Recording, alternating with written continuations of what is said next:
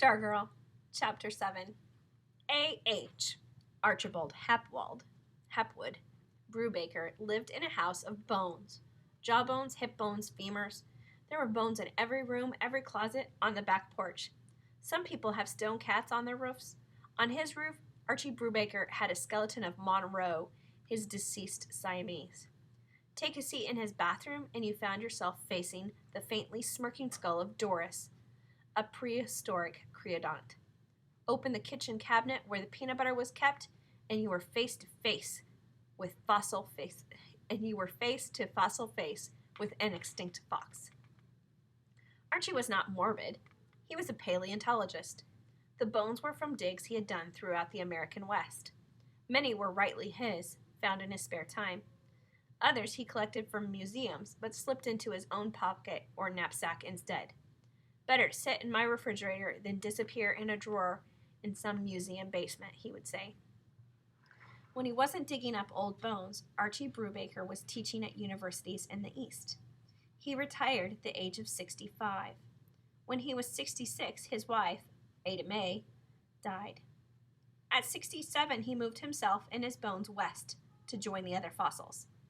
He chose his home for two reasons. One, its proximity to the high school. He wanted to be near kids, he had none of his own. And two, Senor Saguaro.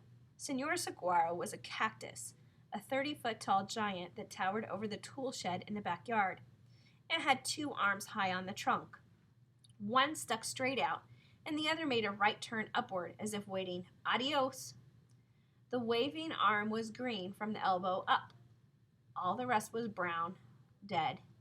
Much of the thick, leathery skin along the trunk had come loose and crumpled in a heap about the massive foot. Senor Saguaro had lost his pants. Only his ribs, thumb-thick vertical timbers, held him up. Elf owls nestled in his chest. The old professor often talked to Senor Saguaro, and to us. He was not certified to teach in Arizona, but that did not stop him. Every Saturday morning, his house became a school. 4th graders, 12th graders, all were welcome. No tests, no grades, no attendance record. Just the best school most of us had ever gone to. He covered everything from toothpaste to tapeworms, and somehow made it all fit together. He called us the Loyal Order of the Stone Bone. He gave us all homemade necklaces. The pendant was a small fossil bone strung on rawhide. Years before, he had told his first class, "Call me Archie." He never had to say it again. After dinner that day, Kevin and I walked over to Archie's.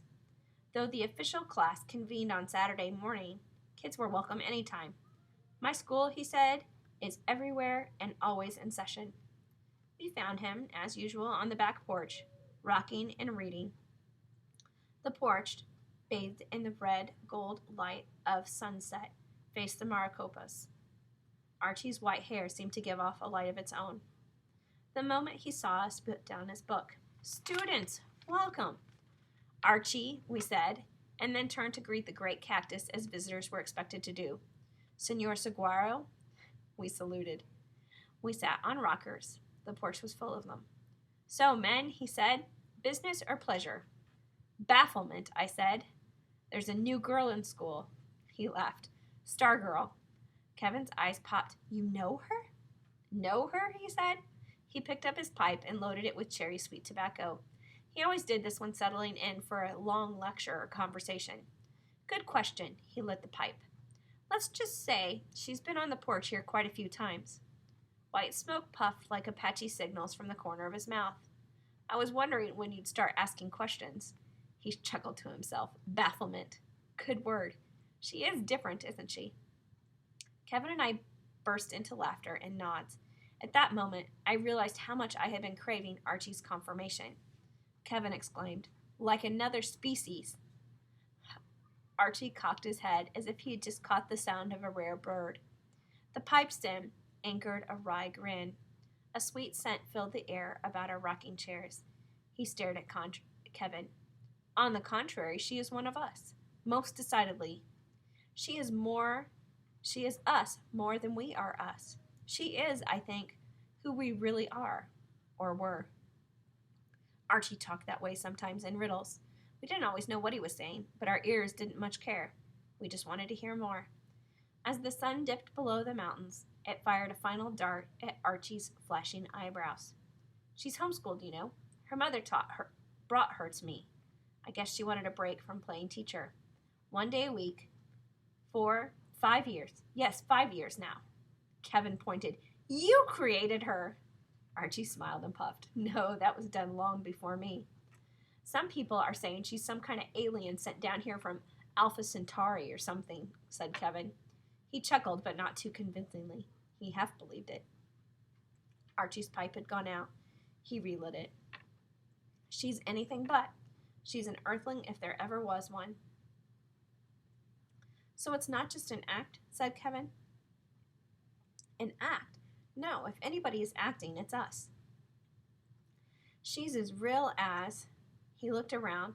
He picked up the tiny, wedge-like skull of Barney, a 60-million-year-old Paleocene rodent, and held it up. As real as Barney. I felt a little jolt of pride at having reached this conclusion myself. But the name, said Kevin, leaning forward. Is it real? The name, Archie shrugged. Every name is real. That's the nature of names. When she first showed up, she called herself Pocket Mouse. Then Mud Pie. Then what?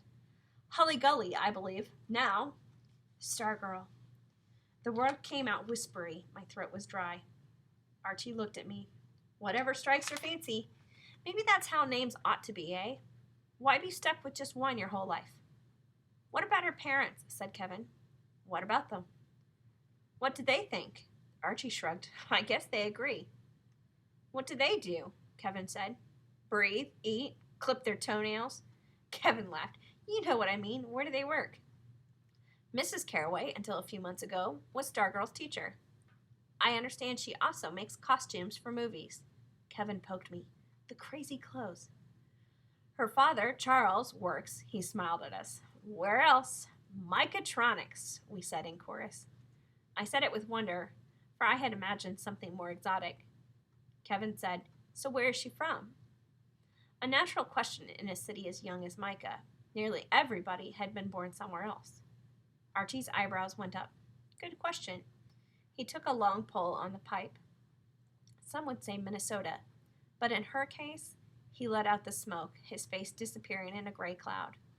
A sweet haze veiled the sunset, cherries roasting on the Maricopas. He whispered, Rara Avis. Archie, said Kevin, you're not making a lot of sense. Archie laughed. Do I ever? Kevin jumped up. I want to put her on hot seat. Dorco Borlaug here doesn't want to. Archie studied me through the smoke. I thought I saw approval, but when he spoke, he merely said, Work it out, men. We talked until dark. We said adios to Senor Saguaro. On our way out, Archie said, more to me than to Kevin. I thought, You'll know her more by your questions than by her answers. Keep looking at her long enough. One day, you might see someone you know.